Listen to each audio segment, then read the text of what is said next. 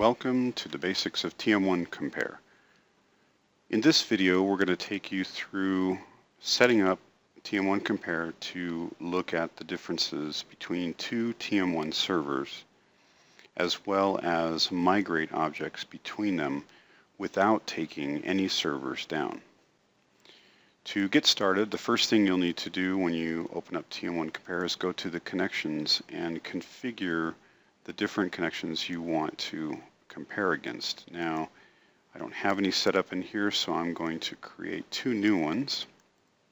So let's create one called Go New Stores Local.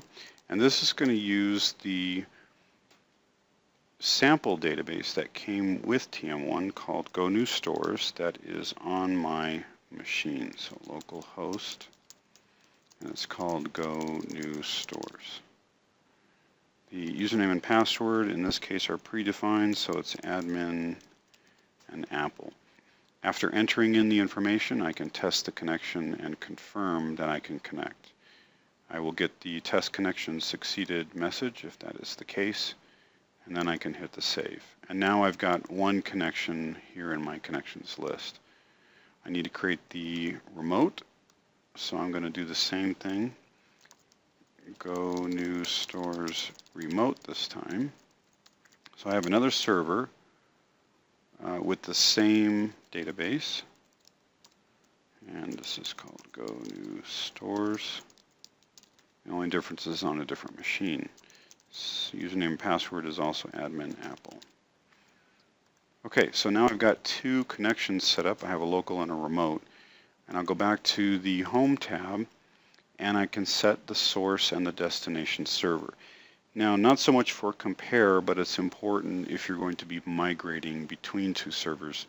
This is how we define where you're coming from and where you're going to. So in my case, I'm going to choose remote as my source and local as my destination. And the reason is because I'm going to make some changes that you can see, and we'll see how we can take them back from the remote to my local machine. So after you selected your connections, you can choose Load Objects, and this will load really what are the objects in TM1, not so much as the content of them, but just what they are. And TM1Compare can handle the applications, the chores, cubes, dimensions, and processes. Now what you'll see over here is there are these blue dots which indicate that this object exists on the remote server in this column and on the local server for this column. Now, since these are both exactly the same database, you'll notice that we've got blue indicators on both sides. So that means there are no differences in the objects themselves.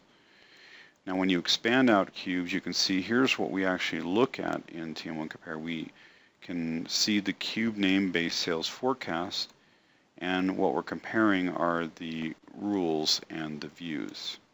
And here's all the views that can be compared. We can look at the dimensions, and within the dimensions, we can compare attributes, members, and subsets. And here's the subsets. As well, we can do comparisons on the processes. So let's go ahead and perform a full compare. Let me check the objects. We'll do a full compare. And this will go now and pull all of the content and do a detailed comparison of the objects. Because these two servers are indeed the same, you'll see that they show up at the comparison results column that they're equal. And so as you drill down, you'll see that that equal sign is retained. Now let's make some changes in TM1 to my local machine, and we'll see how those differences are shown in TM1Compare. So admin Apple. If I expand out the cubes, I see base sales forecast. I'm going to go into the rules, and under the feeders, I'm going to get rid of these three feeders that you see here, these existing stores revenue feeders, and we'll save that. And now let's take a look at the dimensions. So the country and region dimension, let's edit the structure. And let's move one of the elements. So let's take Go Accessories, and we're going to move that out of Europe, and we're going to put it under all subsidiaries. So it's actually going to be at the bottom here. Okay, so make one change to a dimension, and then let's delete, for example, how about we delete a view? So let's delete, let's do in a different cube. Currency info, let's delete the currency info view. And now that has been deleted. Let's do also a subset. So in the country's currency, we're going to get rid of the all countries subset. Okay, so we basically have made a change to a rule. We've deleted a view. We've moved a member around in a dimension, and then we've deleted a subset. So now let's return back to TM1Compare. And since I've actually deleted some objects, let's reload them from the different servers.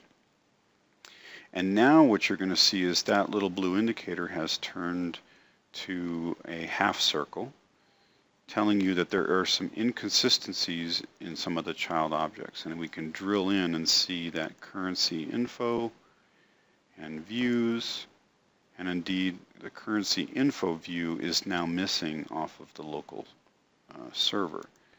As with the dimensions, there was also a difference here. And if we scroll down into subsets, and we can see that that object was missing. Again, this is objects, not content.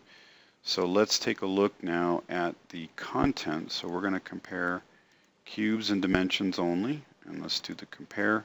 This will start to bring in the content and confirm what is different internal to those objects. So this compare will finish up. And now we can see that the base sales forecast is no longer the same. So if I expand that out, we can see that the views have not changed, but the rule has. So if I double click on this rule, I can scroll down to where I see changes and see those three feeders have been removed between the remote and the local.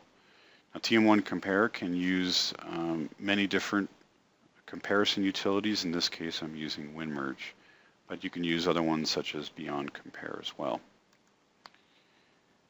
So let's look at some of the other changes. Under currency info, again, the rule has not changed, but just the one view has been removed, so you can see that doesn't exist.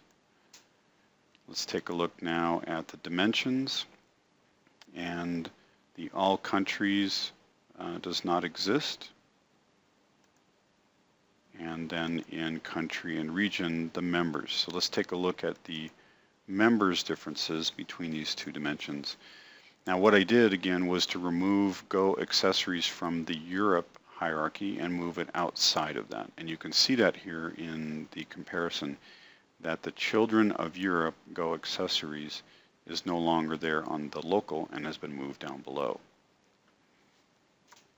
So now we're ready to start the migration.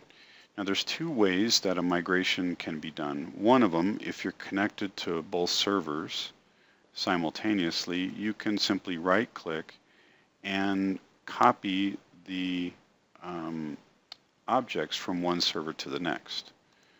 The other way to do it is to choose the migration action here, and select how you want that to process, and then we'll do it as a batch. So I'm going to, in this case, choose copy for the all countries. For the members, I'm going to copy. And we can also merge, which basically takes all of the new elements out of the source server and copies them into the destination, but does not remove any ones in the destination that exist but are not in the source. So it's a way of just kind of merging in the new ones that have been added. The copy then will just replace the whole dimension. So we've done those two changes. Let's go ahead and go back up to the cubes and we'll go to the base sales forecast. We'll go ahead and copy the rule, and we'll go ahead and copy the currency info. So now I can click on the migrate, and this will bring up a set of options that you can choose for the migration. One of the things you can do with the migration is go ahead and perform that against the server, but you can also create a migration package. And what this will do is actually store those changes in a file that you can then later and bring up before going into the server. So this is handy for those large organizations that separate out a team of people to build what migrations need to occur, and then a team of people who actually do the deployment. So since I have the ability to connect to both servers at the same time, I can choose Go New Stores Local. Now, one of the other options we can do here for the migrate is to preview. So when I hit this preview button, what it's going to actually do is generate a report that's going to show me all of the objects that are going to be migrated.